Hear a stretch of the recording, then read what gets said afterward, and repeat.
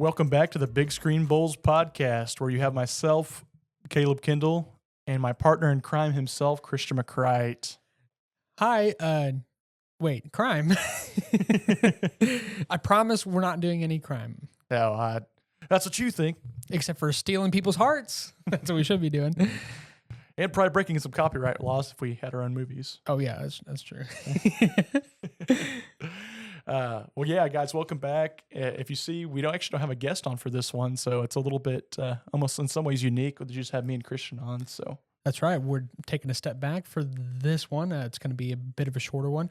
And we're doing a new camera angle thing that's more accustomed to like a YouTube type video. Yeah.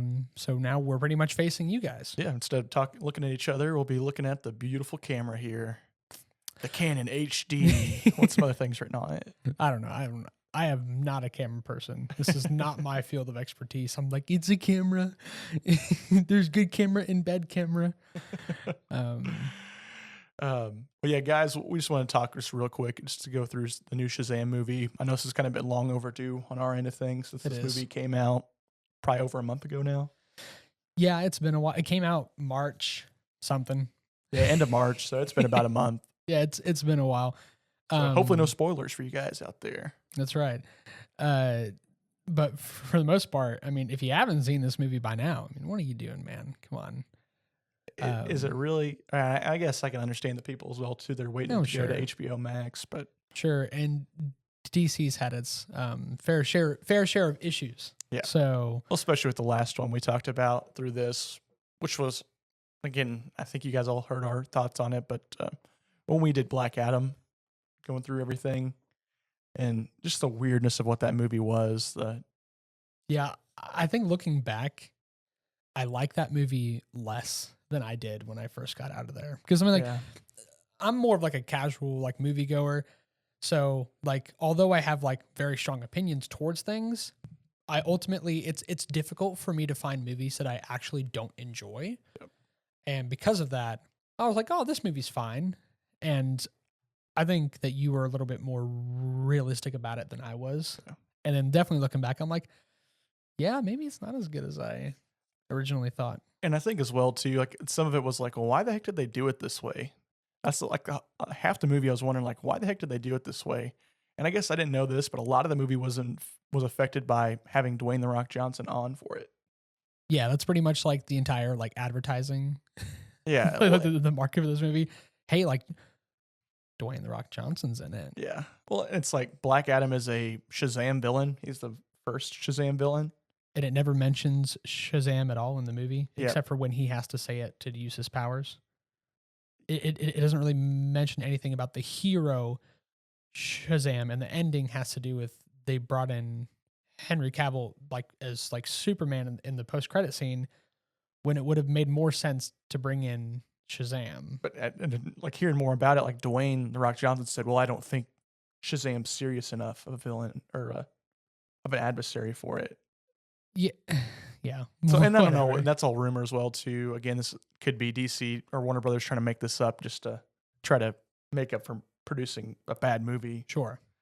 But at the same time, if that was something that happened to it, like a lot of that has to go on the actor's shoulders. And honestly, in a director's perspective, why would you want to hire these big ticket people if they're going to complain about the movie and design it the way it should be? Because again, if you guys understand as well too, like like within superheroes and nerd culture, it needs to follow a certain pattern in some ways. Like you can make it mainstream enough, and I think Dungeons & Dragons did a great job of doing this, but they made it mainstream enough where everybody could like it, but they didn't really take away a lot of the core aspects that made D&D what it is. And with Black Adam, it felt like they took away a lot of key aspects that made Black Adam a character and completely changed everything up about it. Right. So on top of that, though, we're not here to really talk about Black Adam and a bad job how they did there. We're here to talk about the job they did on Shazam 2. That's right. Yeah. Which I wouldn't call it bad, but I wouldn't call it great. I'd call it nice. That was good. Somewhat mediocre, you know? Yeah. Well, Yeah. I think I'll probably have a different opinion than you. Go figure. But do you have any like historical facts about this movie, or should we just go straight on into it? I think we just go straight into it. Again, we've got 20 minutes here, so I think we should just jump straight into it. I think the biggest thing with just Shazam, and hope you guys know, is that Shazam wasn't originally a DC character. That's true. Yeah. Shazam was actually kind of like was meant to be a knockoff of Superman for a period of time until the makers of the DC universe kind of came after him and they had to cancel him. And so there was a period of time where he was named. And this is where it got me really confused too. Is that for a period of time, like his name's been kind of construed, Right. So like his name's kind of Captain Marvel as well as Shazam. Yeah. So what happened was, again, Marvel Universe ended up coming up with their own Captain Marvel and pushing it out. So it was kind of just infringing on copyrights to. Yeah, that makes sense. I remember back in the day when the PlayStation 3 was the hottest console out there. I love those days. For you to download everything all the time. Oh yeah, dude, it was big and bulky. It was hard to it's hard to move it around, and you had to put the disc in and then wait like 6 hours for a game to download. Well, actually, it's probably less than it is today. But anyways, there was a game called Mortal Kombat versus the DC Universe. Oh yeah, a super fun game. I love Mortal Kombat. Was that not series. PlayStation 2? No, it was PlayStation 3. Okay, and it was a PlayStation 3 exclusive, actually, I think, and it's really fun. It's not as great as some of the other Mortal Kombat games or Injustice or anything like that. But they had the Shazam character in there, but it was called Captain Marvel. And I had seen that character before, and I was like, wait a minute, is that a completely different person? No, it is Shazam. They just went back to the original name, and I don't understand why. And then this movie Shazam came out in like 2018, 2017, something like that. 2017, I believe. Yeah, and I really enjoyed that movie. But yeah, I think as we jump into the actual film, the only historical fact I have about this movie is that it really underperformed at the box office. It really didn't make that much. It made only like $30.5 billion on its opening weekend. And billion? You mean million? Million. I was going to say like that. No, that's the highest grossing movie ever. If it made $1 billion, then obviously it'd be a different story. Sorry, million. It made $30.5 million on its opening weekend, which in retrospect, is what I think Dungeons and Dragons made on its third weekend, which is not very much. I mean, it's still like that's $30.5 million. But well, when you spend $120 million to make a movie as well too, that's when you spend a bunch of movie, you're hardly making a profit. And as well too, I think you're talking domestic numbers, right? I think it was domestic. Okay, Yeah. because I know total numbers is 133 right now. Yeah, just in total for. I think which that's about break even. Yeah. So you're about break even on a movie, and DC needs a home run to.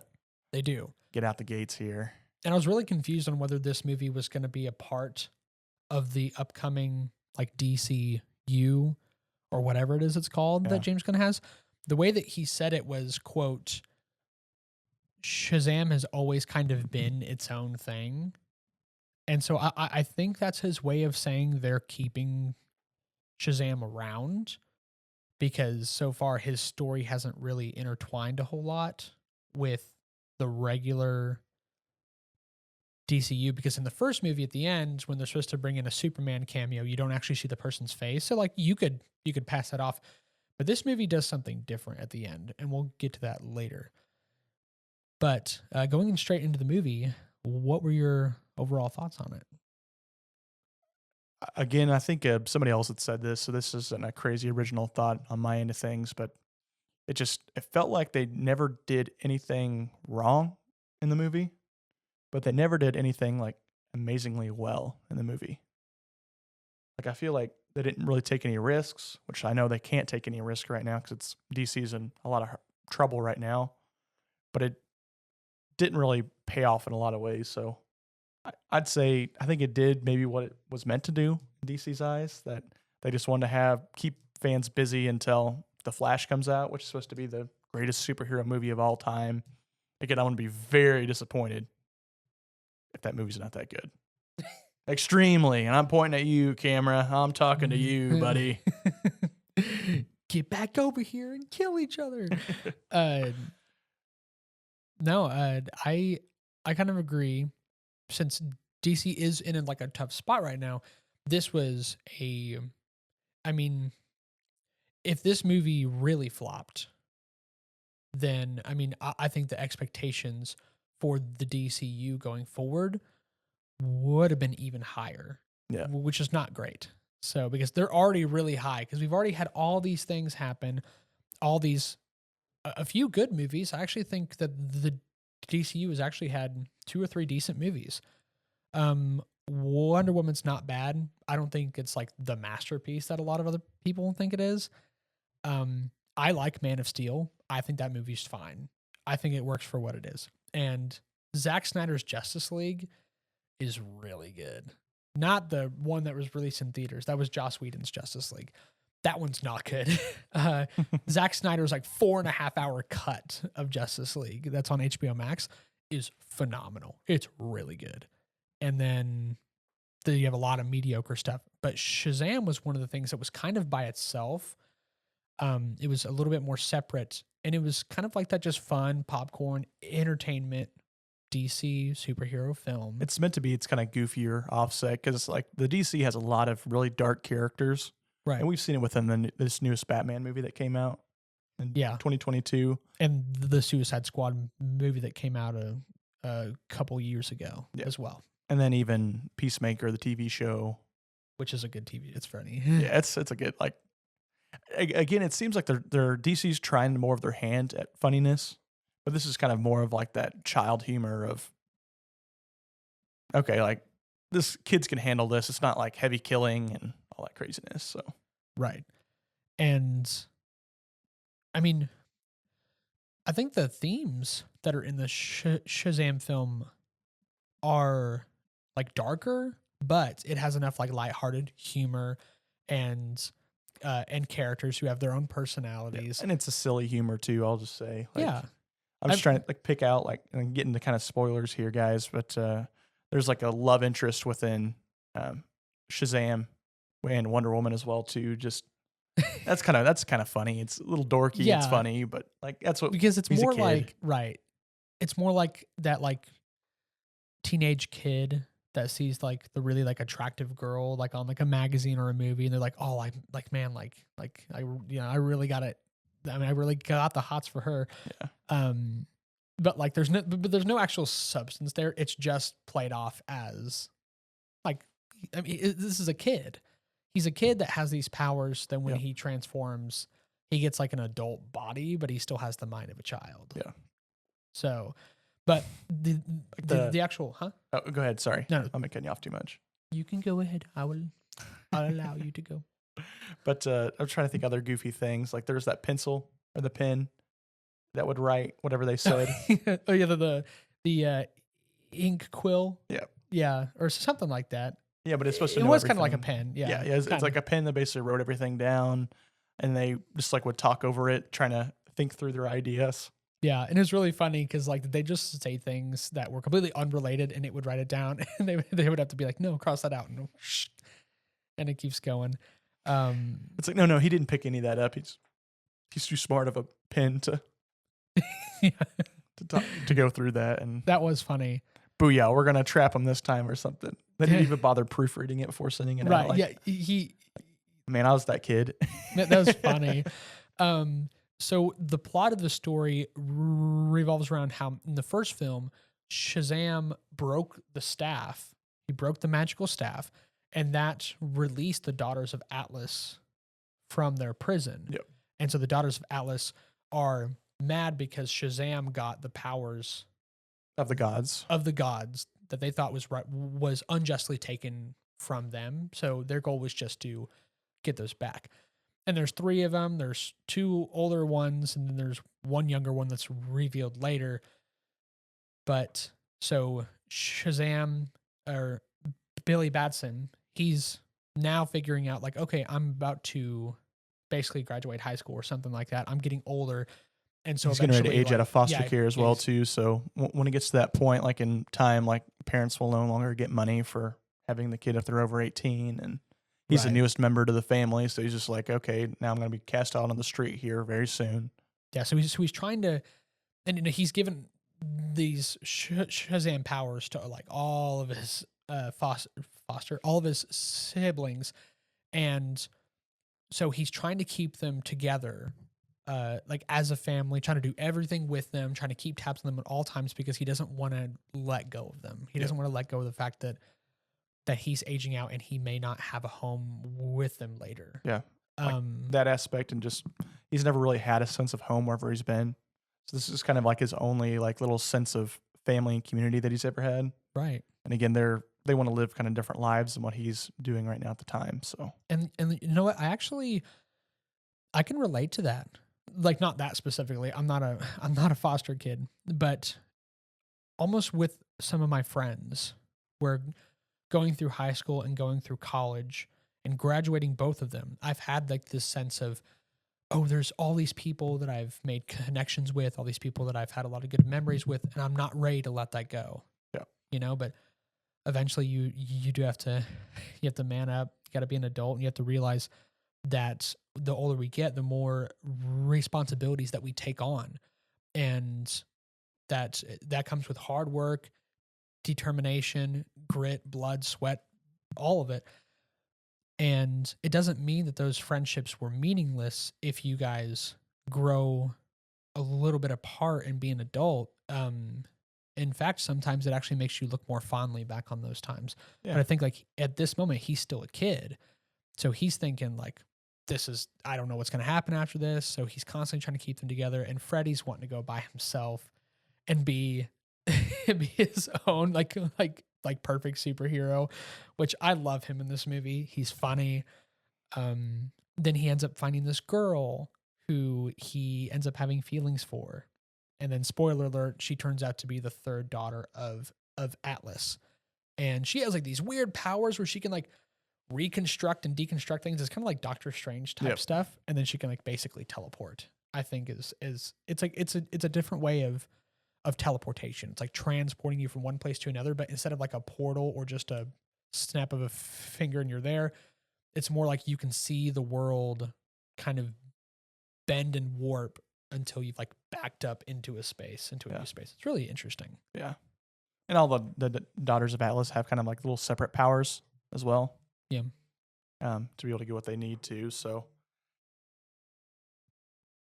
again, we kind of talked about what the good was of this. Like again, the power aspects, it's cool. Fight scenes are pretty good, I think, for the most part. I think they are pretty good. I think that there's a lot of interesting things to do.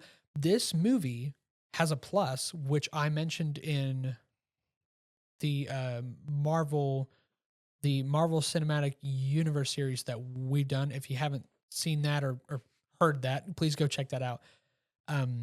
Where there is a scene where this bridge is collapsing and they have to save all these people on the bridge. And that is like superhero like crack to me. Like give me stuff where the superheroes are actually saving people and not just fighting bad guys, because it brings you in as like a general audience of like, oh yeah, these are people who actually get to interact with real day-to-day people, and not just, oh, there's a bad guy, I'm going to go fight him and then go back home. Yeah. They have to actually deal with, you are interacting with the community and with people and how the people perceive you. And I love that aspect of the film. So the action's great, and the those moments are great. I think some of the emotional moments really work. Yeah. Because also, spoiler alert, there's going to be spoilers for this whole thing. So near the end, one of the daughters of Atlas basically goes rogue and decides to grow this like god tree in the middle of the city. And the whole goal, what they were wanting to do as well, to get into the piece of it, like there's this golden apple. Yes. That's hidden in the Shazam world, or I guess there's a name like for it, right? in the godly realm, something like that. Yeah. But they have this golden apple that they can use, and they plant the seeds for it to create this god tree. And basically, the idea is they want to plant this god tree in their home to be able to restore it back to its excellence in time. So that was the whole plan, was to get the apple, get the staff, Correct. be able to free themselves, get to that apple, plant it, thrive and flourish in their own home. Yeah. One of the sisters has the idea that it's like, well, why would we plant it on our realm when we can just go ahead and curse the humans for putting us in this realm? So we'll go ahead and plant it in their soil. And the other sisters are saying that we shouldn't do that because, again, that's going to taint the tree with bad soil. Right. And just like Pet Cemetery. Yeah. And there's no reason to like needlessly like destroy a world, like destroy innocent lives. But this one girl, she ain't having it. So she like, there's like a dragon. There's a lot of like mythology in here. Yep. That like they really push through this information really quickly, which is fine. But like, yeah, there's like a dragon. It's mostly just a dragon for the sake of having a dragon. I really feel like that's what it is. Yeah, I think so. It's like it's cool. Medieval dragon comes through and Yeah. they try to make it look as Greek as possible. Yes. It ain't no like Game of Thrones dragon. It definitely operates a little differently. And so like, but like they made like this force field around the city where no one can get out.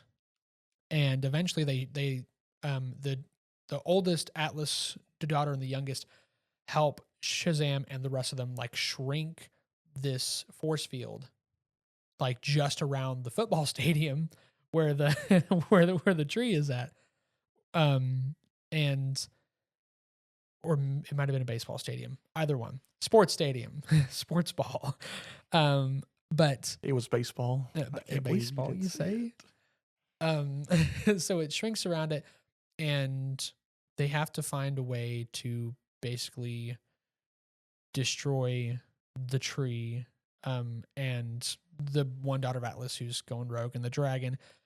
And at this point, Billy Batson has to, like, he has this interaction with his family, who they've now like revealed to them that they're superheroes, and he has to basically sacrifice himself to make sure that this staff has enough power. He gets the staff again after they have to mend it.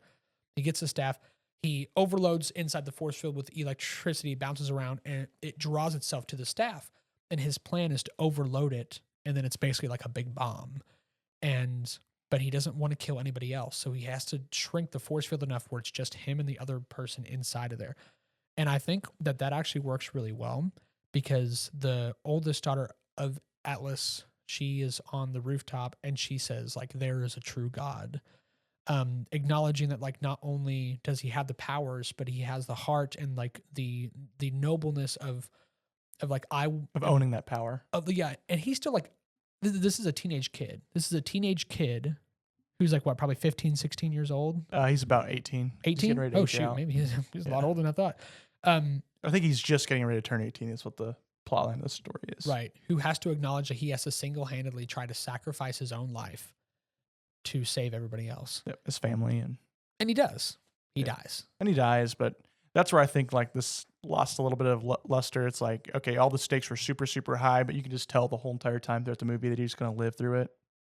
Well, he's got to come back. Yeah. That's the funny part, is when Wonder Woman just comes back and only a god could bring him back through the power of the staff. And she just pops up and says, all right. and all of a sudden he appears, and they have a zombie. Yeah. They have a funny interaction. But that's pretty much the entire movie. It's a really simplistic movie. Yeah, that's what I think I'm gonna say. Like, it didn't do a lot great, but it didn't do a lot bad either. No, like it's harmless, it's inoffensive, it's simple, it's straightforward, but it's also pretty comprehensible. Yeah. It's pretty clear. And shout out to Skittles as well too, being now claimed the nectar of the gods. You guys did it. I've been eating Skittles for years, man. They're these mythological creatures that are coming out of the dark god tree now. And apparently, like, they make this gag that like the unicorn is the most feared mythological creature out of all of them. And so they have to try to win the unicorns over to defeat the other demons because the other demons are afraid of unicorns. And the youngest sibling in the family wins them over with Skittles. So it's really, I mean, it's dumb. Like, I'm going to be honest, that's just dumb. But I didn't hate it. Yeah, it's kind of funny. It's just like, yeah, it's like just the kid aspect of it. Like this is like comic book movie. Like, who cares? Yeah. Like, it's not something that I mean, it's better than Black Adam, that's for sure. Oh, yeah. So, again, it did typical Shazam stuff. Typical Shazam stuff is to be goofy, right? Be silly. It's a bunch of kids in it. I will say, though, just like quarrels with the movie that I had. Sure. Again, like I feel like a lot of like what Shazam is trying to do, and I don't know if you felt like this in the movie at all, but it feels like they want to take like Tom Holland's Peter Parker and try to do some aspects of that. Yeah, I can see what you're saying. Except, what is it? Asher Angel is just not as good of an actor as Tom Holland. No, he's not. And that's why I just think it's like, hey, like let's see if we can like. This is, I think, and this might just be me over comparing because it's too easy to compare. But the idea that DC understands they're losing to Marvel and likability aspect of things within the past, at least. So it's like, how do we like hire the people that we need to see if we can win over to the love of the audience? And what did Marvel do best? They did really, really great casting Tom Holland as Peter Parker. Mm-hmm. So how do you recreate that? Now, in some ways? To be fair, I believe that Tom Holland. Now he had higher expectations. Yeah, because Spider-Man is like the most beloved like comic book person probably of all time. Yeah, and so I would say it's probably a lot easy. Well, I would say it's a lot easier to love him, but at the same time, like Andrew Garfield's Spider-Man, which people do like, is clearly not as popular as Tom Holland or Tobey. So it really just kind of hinges on, first of all, who your director is. And second of all, who is behind the whole studios. Because up to this point, when it comes to directors and studios and, all the behind the scenes stuff, I feel like Marvel has a better reputation and consistency than DC does. Yeah. So maybe with James Gunn coming in and with the vibrant energy that he brings to like characters, maybe he can take that character and do something kind of like Thor 3, where like I'd say the first two Shazam movies, my personal opinion, these two Shazam films are better than the first two Thor movies. That's just my opinion. But I feel like they could do a Thor Ragnarok with Shazam, two people with mythological godlike powers, and they could do something like that where he could push his character completely up to a new level. Yeah. So I really hope they do have a Shazam 3, and the post-credits scene actually teases something pretty interesting. Yeah. So, and that's what I was kind of confused about at the end of it as well too. They want to make it kind of like its own standalone series, but they kind of want to revive like the Justice Society, which was in Black Adam, right? Which was in Black Adam. Which it's like, okay, I thought these movies need to be separated, but I don't know. But again, like if we had to rate it out of 10, popcorn bowls, of course, because that's our thing here at the Big Screen Bowls. That's right. We don't give stars, we don't give fists, and we don't give thumbs ups. But man, we give bowls. Bowls of popcorn. That's what we give. With a W in it instead of just BOL. The dub. All right. So out of 10, what would you rate this movie? I about said rank. There's nothing else to rank it with right now. I'd say I'd give it a 6.5. Whoa. Okay. That's well, compared to what you've told me, sure. I understand. Because like a lot of my quarrels with this movie are very simplistic. That's why this is a shorter episode, because there's really not a whole lot to talk about. Yeah. It's kind of like, I kind of hate to compare it to this, but it's kind of like the Super Mario movie where there's just like, there's enough content to talk some about, but it's really simplistic and it moves pretty fast. Yep. So I'm going to give this movie a 7.5. I enjoyed this movie. I think that that like Rotten Tomatoes and other critics have been too hard on this film. I think it is the definition of fine. Like it is a good, fine movie. Like I can enjoy this movie. And if somebody told me to watch it a few nights from now on HBO Max, I would not say no. I'd be like, okay, that sounds fun. I just think and just to give you guys a heads up, because I do think it's a good movie. I think it's a movie worth watching. But I think I'm going to call it the endgame effect has really happened with all this, where you really opened Pandora's box of actually releasing a movie, and Marvel did it first, but releasing a movie that had the highest stakes humanly possible, and you got rid of two of your most iconic cast members.